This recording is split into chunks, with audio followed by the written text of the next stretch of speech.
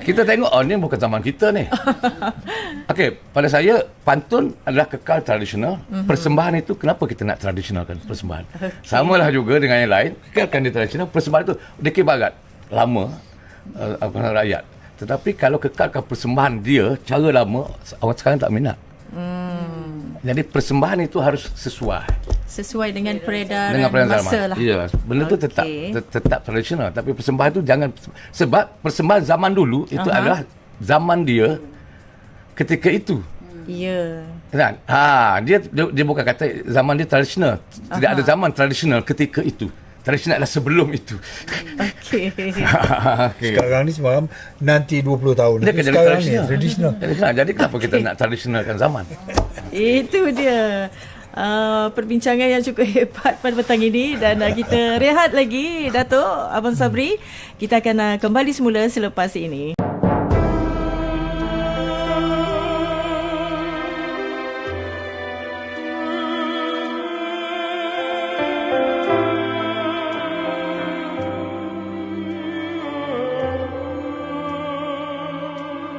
Setiap nafas menjadi saksi, setiap cara mencari arti di beban rasa, rindu terhalang di cengkam sepi, sunyi menerjang di sudut setiap terbitkah cinta, kembalikan cahaya, tenanglah gelora jiwa membadai syurga, pelangi cinta bilakah tibanya, gelora jiwa merentap cinta, mampukah kasih mewarna bahagia?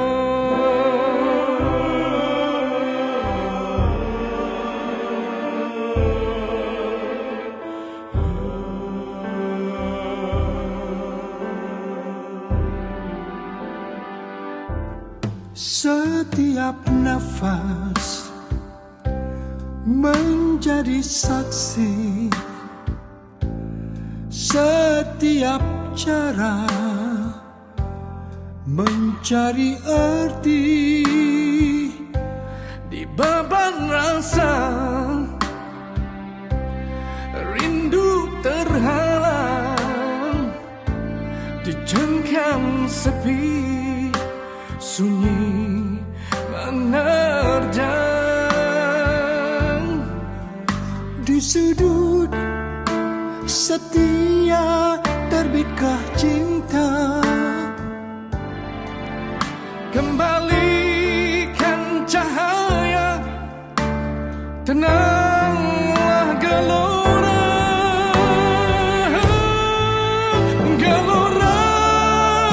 jiwa membadai syurga, pelangi cinta bilakah tibanya,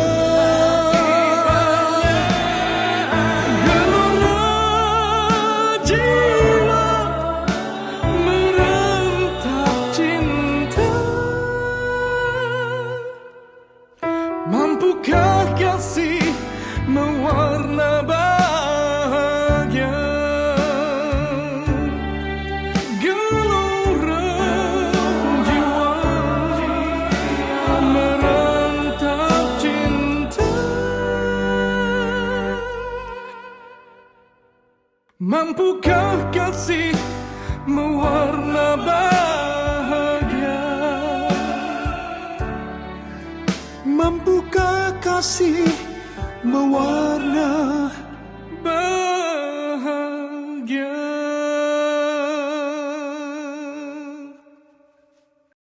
Okey, kalau kita lihat pada posternya ada Nat Zainal. Paling utama sekali.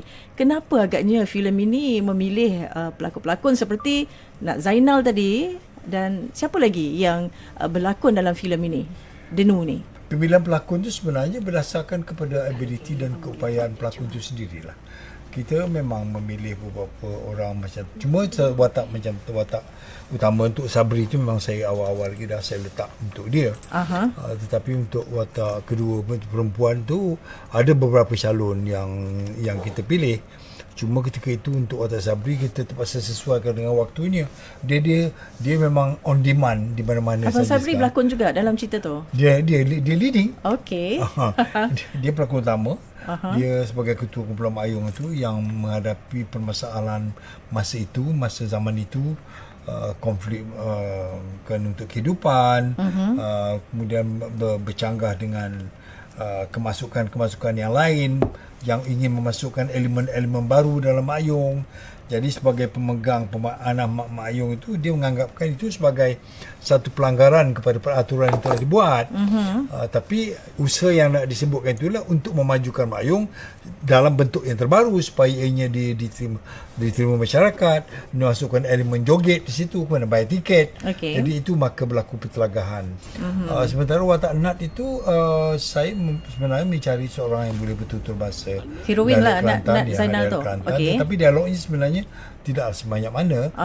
Sementara pelakon lelaki itu pun saya sebelum mungkin yang tak payah perlu saya tuang sangat-sangat tentang apa dia Mak Ayong, kerana mereka itu semua berlatar belakang pengetahuan yang sama.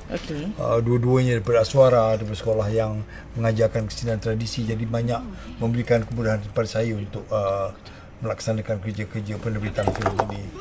Itulah sebab-sebabnya. Macam Sabri, dia orang Kelantan dan tentang Kelantan ni dia lebih tahu, lebih banyak. Jadi tidak perlu nak suruh turapkan, dan suruh tuangkan apa dia. Sama tahu di sini lebih tahu. Ya, betul. Tak ada kisah cinta di dalam. Itu boleh. Itulah daya tarikan tu. Jadi kisah cinta pula tidak sama. Pelbagai. Ini kisah cinta antara dua orang Mak Ayong yang berbeza usia. Ini dahsyat ni. Dan perkahwinan mereka atas sebab-sebab tertentu. Jadi nak tahu selanjutnya kena tonton lah. Dan Datuk yang pula harapan. Elemen ini memang menarik. Seperti Sabri sebutkan tadi, percintaan dua manusia yang berbeza usia jauh sangat, setengah, dan ada perjanjian-perjanjian tertentu tentang yang berlaku di antara mereka. Dan apakah perjanjian itu, bagaimana ianya berlaku. Kalau nak tahu ceritanya kena pergi tengoklah Denu. Itu dia. Di 40 pawagam di seluruh Malaysia, tak banyak. Okey. Baik, saya rasa hanya di sini saja pertemuan kita untuk petang ini. Suara 34 dan Puncak Prestasi. Semoga filem ini mendapat sambutan insya-Allah. InsyaAllah. Dan insya-Allah juga kita akan bersua kembali pada lain masa, lain ketika. Assalamualaikum. Assalamualaikum. Dengarkan Suara 34 Puncak Prestasi di Nasional FM pada setiap Jumaat, Sabtu dan Ahad 3.20 petang selama 34 minit hanya di Nasional FM.